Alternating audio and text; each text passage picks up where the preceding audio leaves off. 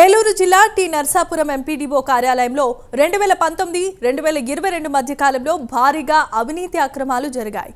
ఆ సమయంలో ఇన్ఛార్జ్ ఎంపీడీఓగా పనిచేసిన కామేశ్వరి సుమారుగా 2 కోట్ల రూపాయలు అవినీతికి పాల్పడిందని జిల్లా ఉన్నతాధికారులకు ఫిర్యాదులు వెళ్లాయి. దీనిపై జిల్లా అధికారులు విచారణకు ఆదేశాలు జారీ చేశారు.